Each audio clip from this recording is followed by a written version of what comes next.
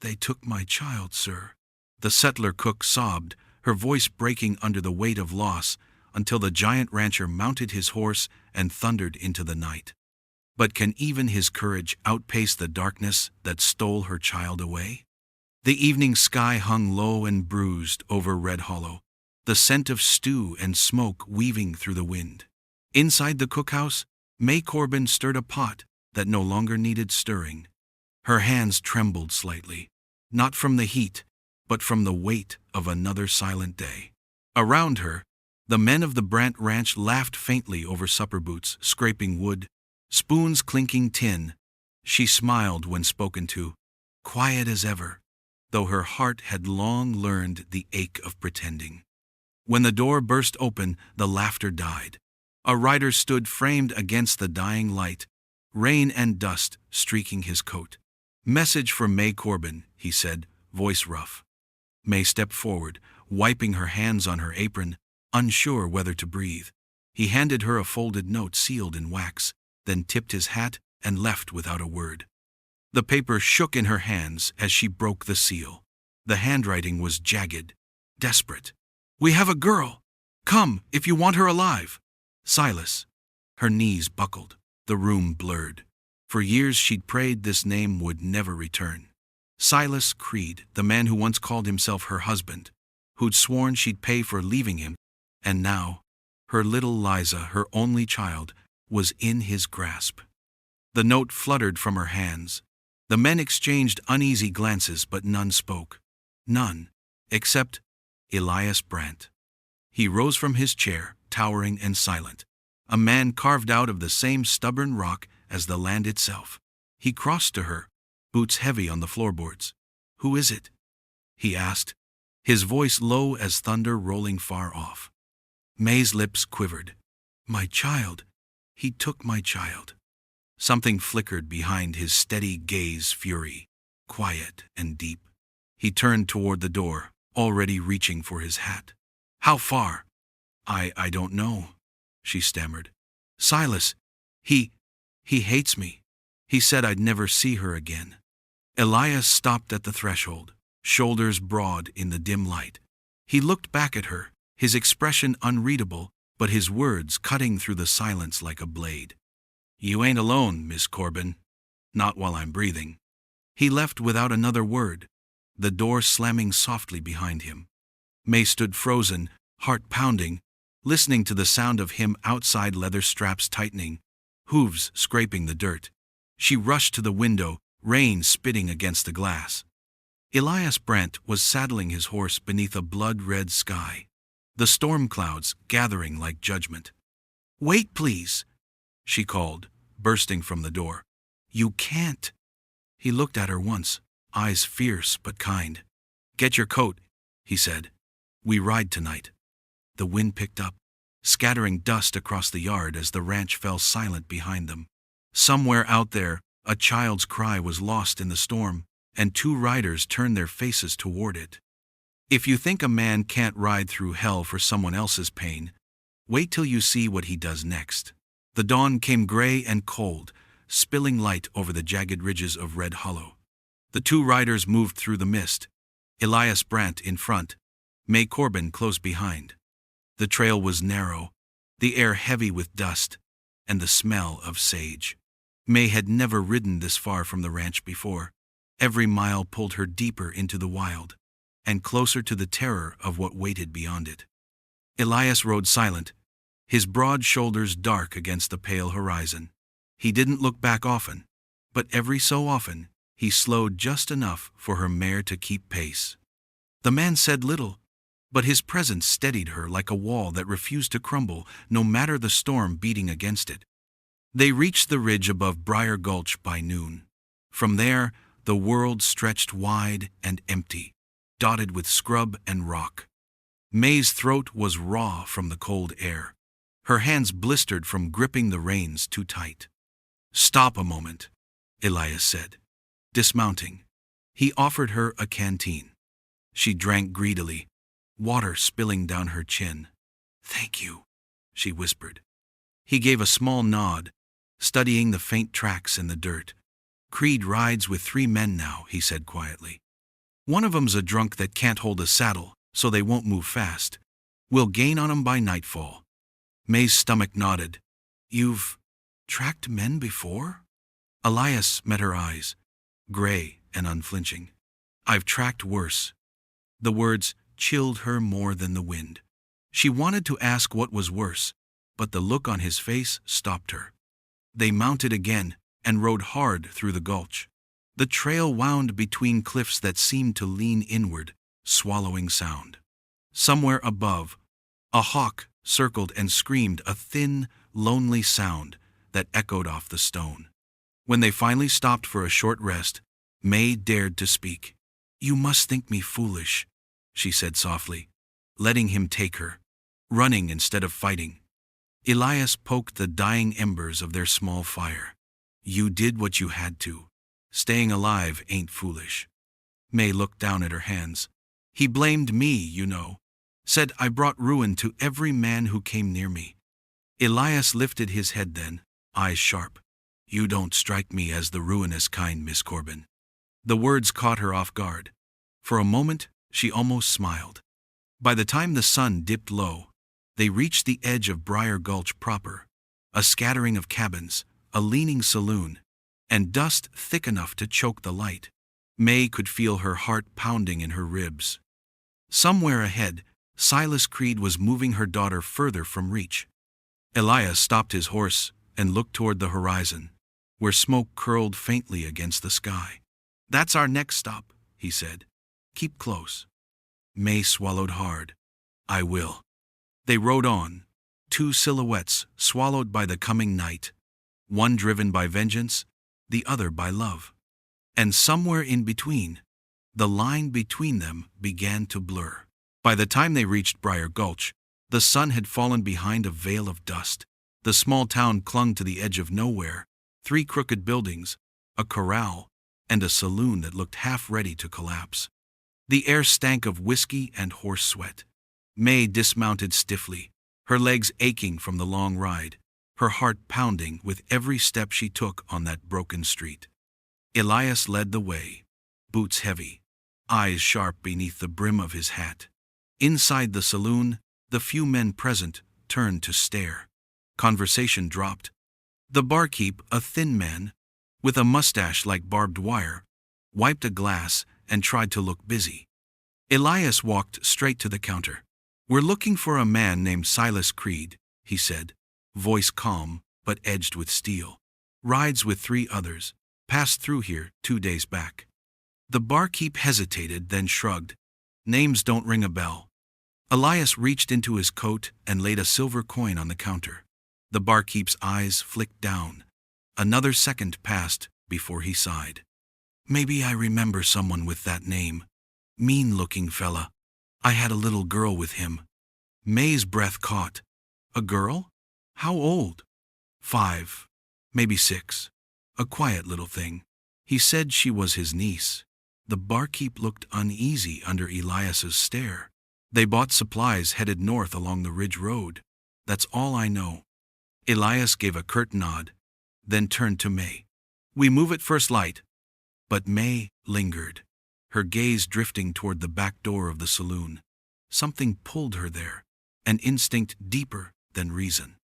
She stepped outside and into the yard behind the building, where the wind carried the smell of horses and dust. That's when she saw it. Near the stable post, half buried in the dirt, was a scrap of faded blue ribbon, torn, frayed at one edge, but she knew it at once. Liza's. Her daughter had worn it the morning she was taken, tying her hair back as she sang about the sunrise. May fell to her knees, clutching the ribbon to her chest. A sob broke loose before she could stop it. Elias appeared in the doorway, silent as a shadow. He knelt beside her, his rough hand resting lightly on her shoulder. "You found something." She showed him the ribbon. His jaw tightened, and he looked out toward the horizon where the light was dying. "We're close," he said. They made camp outside town, beside a narrow stream. May sat by the fire, the ribbon in her lap, her fingers tracing its edges. "I used to hum her to sleep," she whispered. "Though if I sang soft enough, Nothing bad could find her. Elias didn't answer right away. He stared into the flames, his voice low when it came. Bad things have a way of finding the good ones first. She glanced up at him, the firelight catching the lines of wear on his face. For the first time, she saw not just strength, but sorrow. A man who carried his own ghosts. And as the stars rose, they both sat in silence. The ribbon between them like a fragile promise that the trail ahead still held hope. The trail beyond Briar Gulch narrowed into stone and shadow. By noon, the air turned dry and sharp, the wind carrying only the cry of hawks. Elias led his horse along the rocky ledge of Hollow Pass, eyes scanning the dust for fresh tracks. Below, the canyon dropped away into a dark riverbed that shimmered like glass. May followed carefully, her mare slipping now and then on loose shale. Every time the horse stumbled, Elias would glance back, silent but steady, making sure she was still behind him. "They can't be far," May said, her voice rough from dust. "She's up ahead. I can feel it." Elias nodded once. "Feeling's worth something out here," he said. "But keep your eyes sharp. Creed won't ride alone forever." They came to a ridge where the canyon widened, a stretch of pale dirt marked by deep hoofprints. Elias dismounted, crouching low to study them. "4 riders," he muttered. "One smaller set, lightweight. That'll be your girl's horse." May's heart leapt, but before she could speak, the silence broke a metallic click from the rocks above. "Down!" Elias barked, throwing her aside just as gunfire cracked through the air. Bullets split the dust inches from where she'd stood. May fell hard, hands scraping stone. She saw 2 men on the ridge, rifles glinting in the sunday. Elias drew fast, firing twice. One shot dropped the nearest man. The other ricocheted off a rock, sending shards flying. The second bandit ducked and fled. Elias took cover behind a boulder, breathing hard. "Stay low," he shouted. But the bandit wasn't running, he was circling. May saw him creeping along the rocks with a knife drawn, heading straight for Elias's blind side. Her blood turned to ice. She grabbed the revolver Elias had dropped beside her, the weight of it cold and unfamiliar. Her hands shook as she aimed. The world went still. Then she fired. The shot rang out, echoing down the canyon. The man crumpled. May's breath came in gasps. Elias turned, eyes wide not from fear, but something like respect. "Are you all right?" he asked. She nodded, though her whole body trembled. I think so." Elias checked the wound on his shoulder where a bullet had grazed him. "Could have gone worse," he said with a rough chuckle. Then he looked at her again, his tone softening. "You handled yourself fine, May. Don't forget that." As dusk bled into the canyon, May stitched his wound with a strip of cloth torn from her sleeve. Her hands were gentle, though she couldn't stop the tears that came. "I was so scared," she whispered. "But I couldn't let him hurt you." Elias met her gaze, the firelight catching in his eyes. "Fear doesn't mean weakness," he said. "Means you still got something worth protecting." They sat in silence as night rose around them, 2 lone figures at the canyon's edge. The stars stretched above like faraway lanterns, and May swore she could almost hear Liza's laughter in the wind, a reminder of why they couldn't stop now. Morning broke pale and thin over the canyon, painting the rocks in a weak gold light. May woke stiff and sore, her fingers raw from the night before. Elias was already up, checking his horse's cinch, the dried blood on his sleeve dark against his coat. He looked as though sleep was a luxury he'd long forgotten. They rode in silence for hours. The land opened wide before them, the whispering plains, a stretch of grassland that shimmered under the rising sunday. The wind there never stopped. It whispered across the sagebrush and bent the prairie grass until it looked like the earth itself was breathing. May broke the quiet first. "You ever wonder if the land remembers what's happened on it?" Elias didn't turn. "It remembers everything. We're the ones who forget." His words lingered like smoke. She thought of the bullet that grazed him, the blood she'd washed away, the man she'd killed to save his life.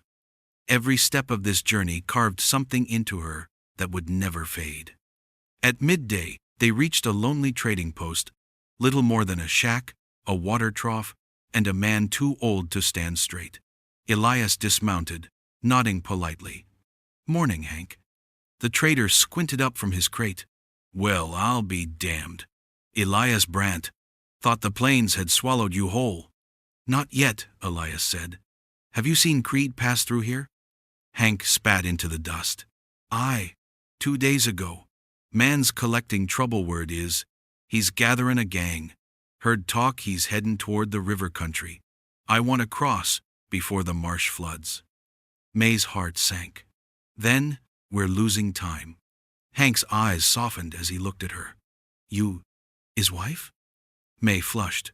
"No, just someone he's helpin'." The trader gave a dry laugh. "Looks like he's helpin' plenty. Brandt doesn't usually ride for anyone." Elias ignored that, filling their canteens and buying jerky with quiet efficiency. When they mounted again, Hank called after them. "Careful, Elias. Creed's got men who don't fear death no more." Elias glanced back only once. "Then they'll fit right in." They rode on, the plains stretching endless before them. The sun hung low and heavy, burning the sky orange. May's shoulders ached, her lips cracked from the wind, but she said nothing. Every mile mattered. Every breath brought her closer to her child. After hours of silence, she spoke again. "You didn't have to come with me.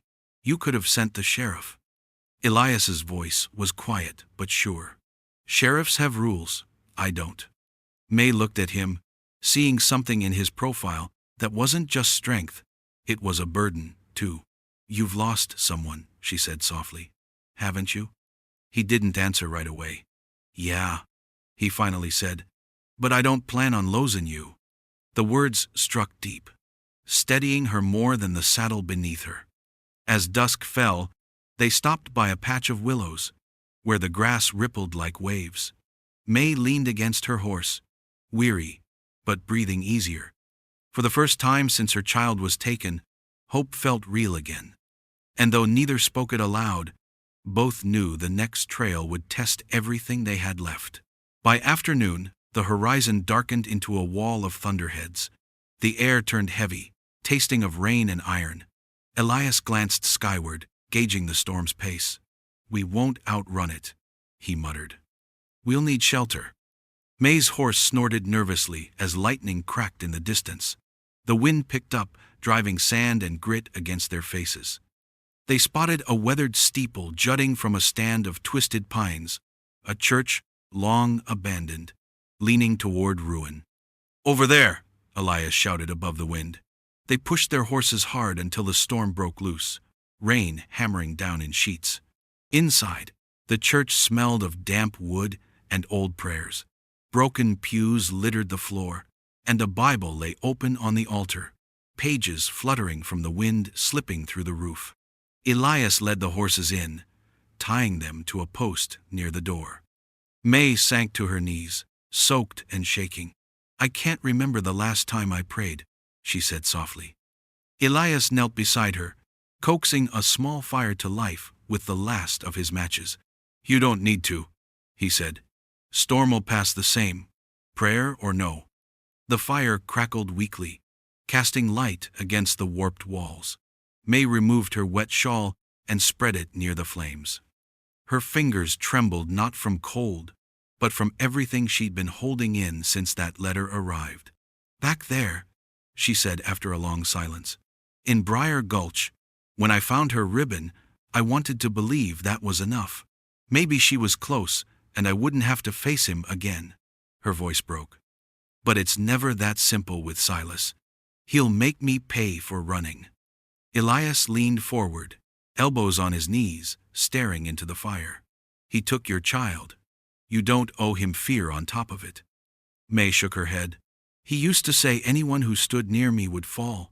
And he was right. My husband died in that mine. The preacher who tried to help me lost his church. Now you've been shot and nearly killed twice already. Maybe it's me that's cursed." Elias turned toward her, the firelight catching the hard lines of his face. His voice was low but steady. Then maybe it's time someone stood close and didn't run. The words settled between them, heavy and real. May met his gaze, saw no pity there, only truth. Outside, thunder rolled close, shaking the timbers. May moved nearer to the fire, her shoulder brushing his. She could feel the warmth of him, steady and grounding. "I don't know how you stay so calm," she whispered. Elias smiled faintly, eyes still on the flames. "I'm not calm, May. I just keep moving. That's all any of us can do." The rain eased to a patter. The church creaked and sighed, the worst of the storm drifting east. In that quiet, May closed her eyes and whispered a single word that hadn't passed her lips in years, please. Whether it was for her daughter's safety or the man beside her, she couldn't say. Outside, the plains shimmered under lightning's last flicker, and the road ahead waited, dark and long. When dawn broke, the air still smelled of rain and ash. The storm had passed, but its ghost lingered on the horizon. May and Elias rode out of the church and down the sloping trail toward Greywater, a mining town turned outlaw haven. From a distance, it looked harmless, smoke rising from chimneys, dogs barking somewhere near the livery, but Elias's silence said otherwise. "Creed's been here before," he murmured. "Greywater's where men go when they've run out of good places." As they entered town, faces appeared in windows, thin, watchful, unwelcoming. The streets were slick with mud, and a single sign creaked in the wind, "The Hollow Boot Saloon." Elias dismounted and tied the horses, every motion slow, deliberate. May stayed close, her heart drumming. Inside, the room went quiet as they stepped through the door. Rough men, hunched over cards, eyes sharp beneath the brims of sweat-stained hats. Behind the bar stood a tall man, with a tin star pinned, crooked on his vest, the sheriff, or something pretending to be. "Elias Brant," the sheriff drawled. "Didn't expect to see the ghost of Red Hollow walk into my town." "Not here to cause trouble," Elias said. "Just need to know where Silas Creed's headed." The sheriff poured himself a drink. "Creed's a friend. Paid good coin to keep riders like you off his scent." Elias's jaw flexed. "Is that so?" May stepped forward before tempers could snap. "Please, sir. He's taken my child. I don't want to fight just to find her." The sheriff gave her a long, lazy look, his smile curling meaning. "Lady, men lose children all the time out here. Best learn to live with it." The words hit her like a slap. Elias's eyes darkened. He moved before the sheriff could blink. His hand shot out, grabbing the man by his vest and slamming him against the counter so hard bottles shattered. "Say that again," Elias growled. Guns scraped from holsters around the room, but no one fired. The tension was thick enough to choke on. The sheriff, red-faced and trembling, spat blood. "You're a fool, Brant. Creed's got half this town in his pocket." Elias leaned close. "Then I'll empty it." He shoved the man back and turned to May. "Let's go." They pushed through the saloon doors, the street outside heavy with watching eyes. May's breath came in short bursts. "They'll come after us." "Let 'em," Elias said. "They'll regret it." He mounted his horse, blood trickling from a cut on his cheek where someone's bottle had caught him. May climbed up beside him, trembling but unbroken. They rode fast through Greywater, mud splattering the horse's legs. No one followed, not yet, but whispers rose behind them, the kind that promised reckoning. At the edge of town, Elias slowed, glancing back once. "He's close," he said. "Too many eyes. Too much fear. Creed's been here, and they're hiding him." May nodded, clutching the ribbon still tied around her wrist. "Then we find the next trail." Elias met her gaze, the set of his jaw hard as iron. "We will. One way or another." Behind them, Greywater faded into the storm-stained distance, a place that had forgotten mercy long before they arrived. The river ran low and dark beneath the old mill house, its wheel turning slow as if even the water held its breath. Elias and May approached under cover of dusk, their horses left tethered among the cottonwoods. Smoke curled faintly from the chimney, fresh, not old. Someone was there. Elias raised a hand for silence. "Stay behind me," he whispered. His revolver gleamed faintly in the moonlight. May's pulse hammered. Every creak of the grass sounded like a scream. She clutched the ribbon tied around her wrist, praying it would lead her true. They crept closer. The smell of wood smoke and river mud thick in the air. A small sound broke the quiet, a cough, soft and high. May froze. It was a child's sound. It was Liza. Before Elias could stop her, May rushed forward, pushing through the half-open door. "Liza!" she cried. The girl's head lifted from a cot by the fire, eyes wide and wet. "Mama?" May dropped to her knees, scooping her daughter into her arms, sobbing into her hair. "Oh, my baby, my sweet girl." The moment shattered with the click of a gun being cocked. "Well," a rough voice drawled, "ain't that a picture?" Elias stepped inside, revolver raised. Silas Creed stood in the shadows, tall and snake-lean, his face half hidden by the fire's glow. The years had hollowed him, but the hatred in his eyes burned hotter than ever. "Didn't think you'd come yourself, May," Silas sneered. "Thought you'd send a letter, maybe. Beg." "Let her go," Elias said. His voice was low but filled the room like thunder. Silas smiled thinly. "This ain't your fight, rancher. This is between me and the woman who made me a fool." May rose slowly, shielding Liza behind her. "You made yourself a fool the day you touched her," she said, her voice trembling but fierce. "She's my child, not your pawn." Elias moved forward. "You got one chance, Creed. Walk away." Silas's eyes flicked toward him. "You think you're some kind of savior, Brant? I know your kind. Men who swing fists instead of hearts." "Maybe," Elias said. "But fists stop devils when words won't." The gunfire was sudden, 2 shots that cracked almost together. Silas staggered back, clutching his shoulder, his pistol clattering to the floor. Elias stood firm, smoke rising from his barrel. May rushed to her daughter, holding her tight. "It's over," she whispered, though her voice shook. Elias knelt beside Silas, who lay gasping on the floorboards, blood spreading dark beneath him. "You could have let it go," Elias said quietly. Silas coughed a laugh. "She was mine." May stepped forward, tears glistening in the firelight. "She was never yours. And hate won't raise the dead, Silas." For a long moment, the outlaw said nothing. Then his hand fell still, and the room went silent except for the hiss of the dying fire. Elias looked to May, his expression softening. "You got her back now." May held Liza close, trembling with relief. "No," she said softly. "We got her back." Outside, the night stretched wide and starless, but for the first time in years, May felt the weight on her heart begin to lift. The first pale light of dawn crept over the riverbank, touching the ruins of the old mill house with gold.